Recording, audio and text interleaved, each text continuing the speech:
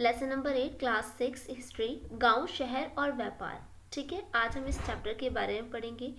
लोहे के औजार और खेती। अब हमने यहाँ तक तो पढ़ लिया था अशोक के बारे में, अशोक के अभिलेखों के बारे में, महाजनपद के बारे में, राजा साम्राज्य के बारे में। आज हम पढ़ेंगे गांव, शहर और व्यापार के बारे में। ठीक है, सो स्टार्ट करते हैं हम टाइम वेस्ट किए बगैर। ठीक है, गांव, शहर और व्यापार आज हमारा ये लेसन है। और फर्स्ट टॉपिक है लोहे के औजार और खेती। रोज़मर्रा की ज़िंदगी में हम लोहे के औजारों को, लोहे की बात करते हैं। लोहे का प्रयोग कम से कम 3000 साल पहले शुरू हुआ। महापाषाण कब्रों में लोहे के औजार और हथियार बड़ी संख्या में मिले। इनके बारे में तुम अध्याय 4 में पढ़ा होगा हमने, है ना। अगर आपने लेसन नंबर 4 अगर नहीं देखी है, लेसन नंबर 1 to अभी हमारा 8 चल रहा है, 7 तक की वीडियो, सो आप उसे कवर कर लें। ठीक है, बढ़ते उपयोग का प्रमाण, इन जंगलों को साफ करने और कुल्हाड़ियों को जुताई के लिए हल का फाल शामिल है। ठीक है, हमने फाल के बारे में भी लेसन नंबर 5 में पढ़ा था। ठीक है, इसीलिए कहती हूँ पहले कवर कर लिया करो वीडियो। कृषि उत्पादन बढ़ाने के लिए उठाए गए नए कदम, सिंचाई, देखिए हमने सिंचाई के बारे में पढ़ा। जिस तरह विकास, नए औजार, रोपाई के कदम थे, सिंचाई भी काफ़ी उपयोगी साबित हुई। सिंचाई के लिए कुएं, तालाब, कृत्रिम जलाशय लोगों ने बनाने शुरू करे। इस चार्ट से, यानी कि इस चार्ट से हम देखेंगे कि किस तरीके से, ये तो बेकार है, आई थिंक इन पढ़ना ज़रूरी नहीं है। गांव में कौन रहते थे, ये इम्पोर्टेंट है। बड़े भूस्वामी, वेलवल्ला, साधारण हलवाहों और उड़वार, भूमिहीन मजदूर, दास, कैडासकिर, अदिमई कहलाते थे ये लोग।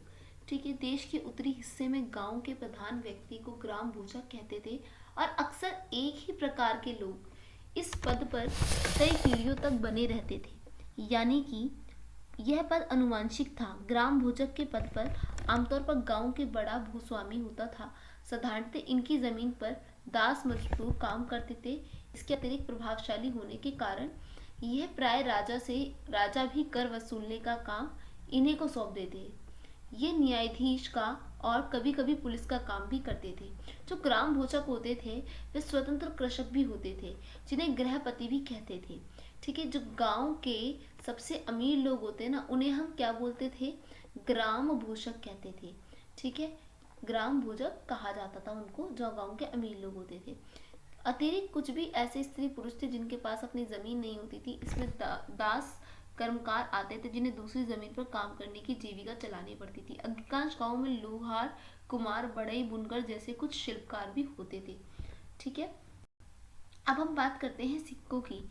अच्छा, ये पैराग्राफ है आहत सिक्कों का, ये बहुत इंपॉर्टेंट है। आहत सिक्के सामान्यतः आयताकार और कभी कभी वर्गाकार गोल होते थे। धातु की चादर को काटकर धातु के चपटे गोलिकाओं से बनाए जाते थे।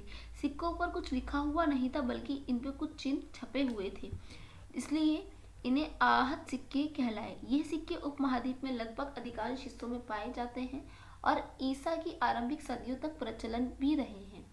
ठीक है, इसके अलावा हमने देखा प्राचीनतम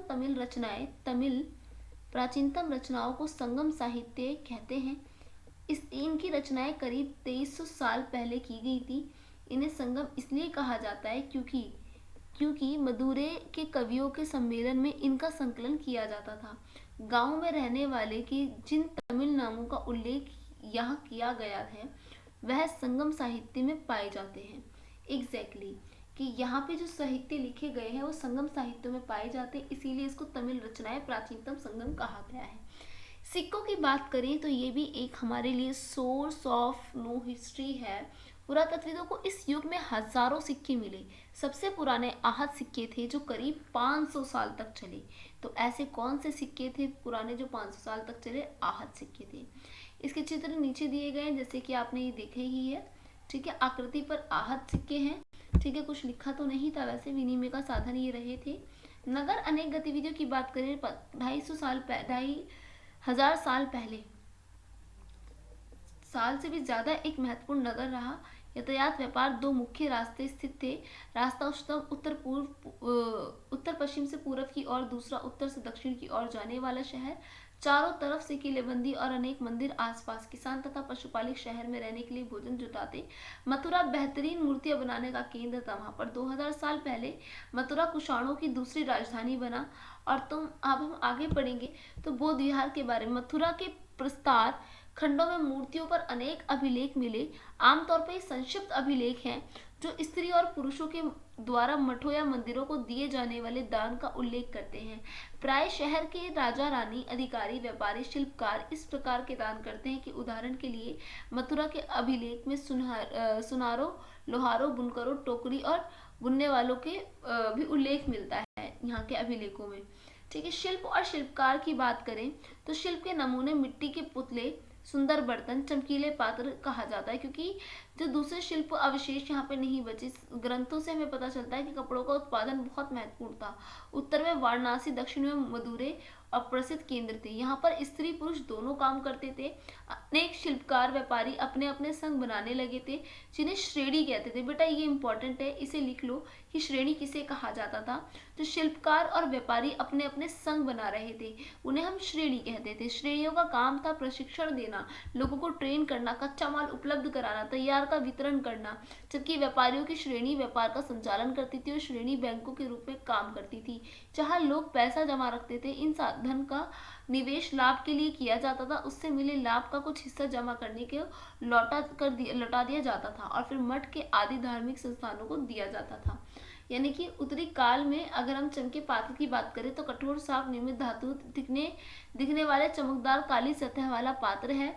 इसे बनाने के लिए कुम्हार मिट्टी के बर्तनों को भट्टों पर अच्छे तापमान पे रखते थे, जिससे परिणाम स्वरूप इन बर्तनों की बाहरी सतह काली हो जाती थी और इन पर पतली काली लेप भी लगाई जाती थी जो इस बर्तन का शीशे जैसी चमक प्रदान करता है। ठीक है, इस तरीके से वहां पर वो बनाया जाता था। सूक्ष्म निरीक्षण अरिकामेडु, ये इंपॉर्टेंट है। ये एक निरीक्षण हमने किया अरिकामेडु यानी कि पुडुचेरी के अंदर।